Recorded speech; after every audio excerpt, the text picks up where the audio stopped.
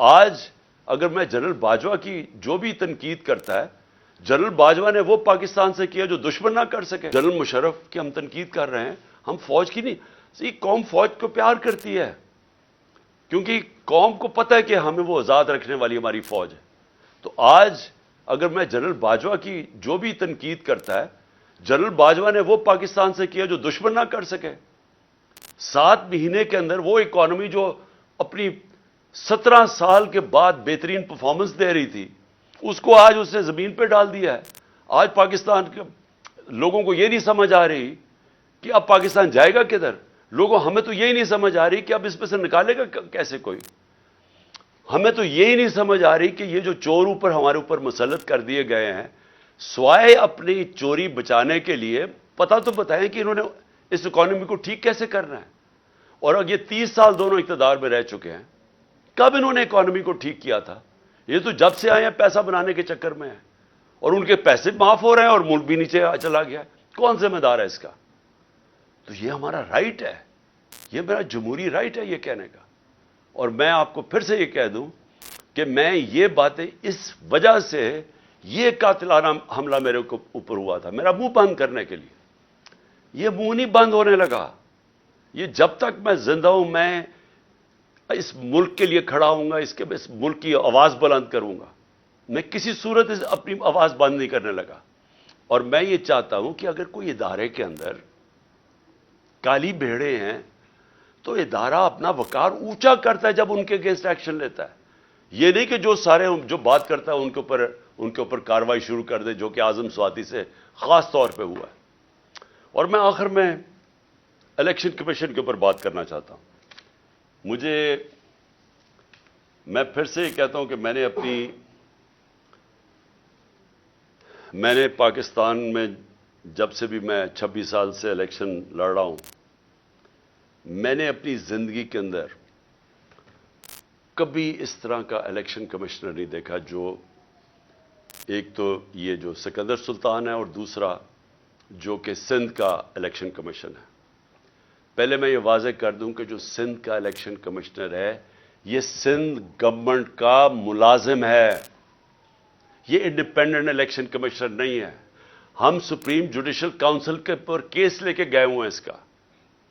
اور مجھے افسوس ہوتا ہے کہ اتنی دیر سے ہمارا کیس پڑا ہوا ہے سپریم جوڈیشل کاؤنسل میں، کوئی سن ہی نہیں رہا کہ کیسے ہو سکتا ہے کہ سندھ گورنمنٹ کا ملازم غیر جانبدار ہو جو ان سے تنخواہ لے رہا ہے. اور جو اس نے کیا ہے چیف الیکشن کمشنر نے، سوائے اس کے کہ اس کا 1 پوائنٹ ایجنڈا ہے کہ عمران خان کو ڈسکوالیفائی کیسے کرنا ہے. توشہ خانہ کا کیس اس نے پکڑا ہوا ہے. جس وقت بھی یہ کیس عدالت میں جائے گا، اس کے ہاتھ سے نکلے گا، میں آج رائٹنگ میں اس قوم کو دیتا ہوں، ہر چیز اخلاقی طور پہ اور قانونی طور پہ اس میں جائز میں نے کی ہے. اور دوسرا فورن فنڈنگ کیس، جس وقت بھی اس کے اوپر تحقیقات ہوں گی یہ واضح ہو جائے گا کہ تحریک انصاف واحد پارٹی ہے جس نے صحیح معنی میں پولیٹیکل فنڈ ریزنگ کی ہے. سپریم کورٹ نے بھی 2018 میں کہا ہوا ہے اس کو، الیکشن کمیشن کو، پھر سے ہائی کورٹ میں بھی کہا ہوا ہے کہ جو فنڈنگ کیس ہیں تینوں parties, Peoples Party, P M L N اور تحریک انصاف کی اکٹھی سنی جائیں. 4 سال ہو گئے ہیں تحریک انصاف کو کٹہرے پہ کھڑا کیا ہوا ہے اور ان دو پارٹیز کے کیسز نہیں سنتا. کیسز اس لیے نہیں سنتا کہ جب یہ کیس آپ قوم کے سامنے آئیں گے تو آپ کو پتا چلے گا کہ ان پارٹیز کا کوئی طریقہ ہی نہیں ہے فنڈ ریزنگ کا. یہ فنڈز کیسے اکٹھے کرتے ہیں، یہ بڑے بڑے نامور، اور میں وہ بزنس مین بھی جانتا ہوں جو بڑے بڑے جن کو یہ پہلے مل کے ان کے ساتھ ان کے بزنس پارٹنر ہی ہوتے ہیں، ان کو پیسہ بنا کے دیتے ہیں، پھر الیکشن آتا تو ان سے بڑے بڑے اربوں روپیہ لے لیتے ہیں. یہ ہے ان کی فنڈ ریزنگ. وہ پارٹی جس نے 40,000 لوگوں کا وہ ڈیٹا بینک ہے، ڈونر بینک ہے 40,000 لوگوں کا، وہ پارٹی کو اس نے کھڑا کیا ہوا ہے. کبھی کچھ کر رہا ہے، کبھی ایف آئی اے سے چیک کر رہا ہے، کبھی کوئی ہمارے ڈونرز کو تنگ کر رہا ہے.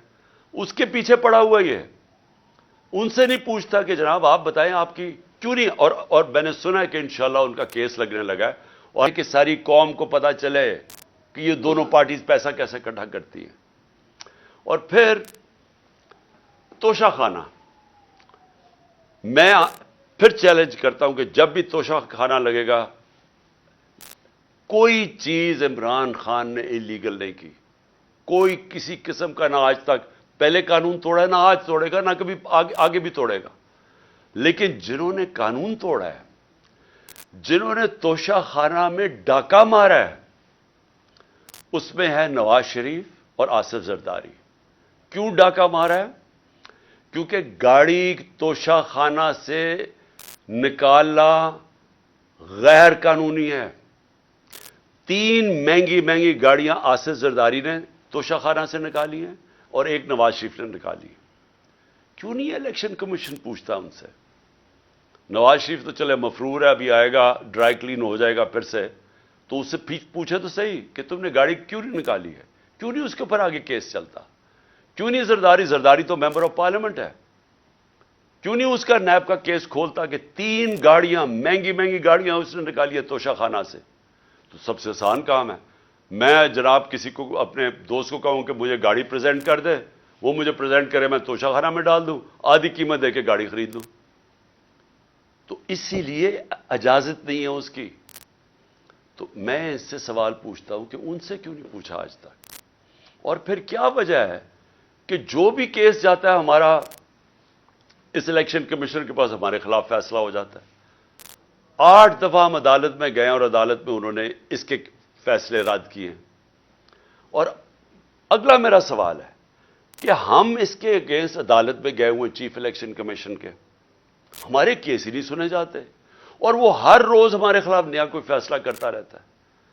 دیکھیں، پاکستان کے اندر اگر فری اینڈ فیئر الیکشن نہ کروائے گئے، میں آج آپ ساری قوم کو آگاہ کرنا چاہتا ہوں کہ اگر میں بڑا ہوں اس قوم کا، تو میرا کام ہے اپنی قوم کو سمجھانا کہ اگر اس ملک میں فری اینڈ فیئر الیکشن نہ کروائے گئے، یا انتشار ہوگا، آگے ملک کے اندر حالات برے ہیں، آگے یہاں سیاسی استحکام نہیں ہے، آگے اس ملک کے اندر یہ چور جو اوپر بیٹھے ہوئے ہیں، یہ پوری کوشش کر رہے ہیں کہ کسی نہ کسی طرح، میچ تو ان سے کھیلا نہیں جاتا، کسی نہ کسی طرح ڈسکوالیفائی کریں، کیسز کریں، ایف آئی آر کریں۔ میرے اوپر 30 ایف آئی آر ہو چکی ہے اور مجھے کوئی فکر نہیں ہے۔ میں کوئی ملک سے باہر نہیں بھاگا یہ سارے چوروں کی طرح، یہ سارا شریف خاندان بھی باہر بھاگ جاتا ہے جب کیس ہو، میں یہیں بیٹھا ہوا ہوں اور یہی لڑا ہوں کیس۔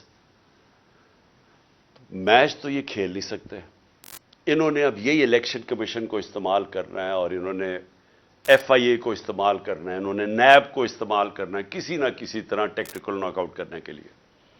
لیکن اگر اس ملک کے اندر صاف اور شفاف الیکشن نہ ہوئے، میں بڑے عزت سے اپنے اداروں کو، جس میں ہماری عدلیہ بھی ہے، معتبر ہے، اور جس میں پاکستان کی فوج بھی ہے، جن کے پاس جو اس ملک میں ایک پلیئر ہے، میں آپ کو یہ بتانا چاہتا ہوں کہ اگر آپ کو ملک کی فکر ہے تو خدا کے واسطے اس ملک کو صاف اور شفاف الیکشن کی طرف لے کے جائیں۔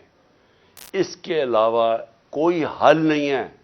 جس دل میں ہم گرتے جا رہے ہیں، اس میں سے نکلنے کا کوئی اور حل نہیں ہے۔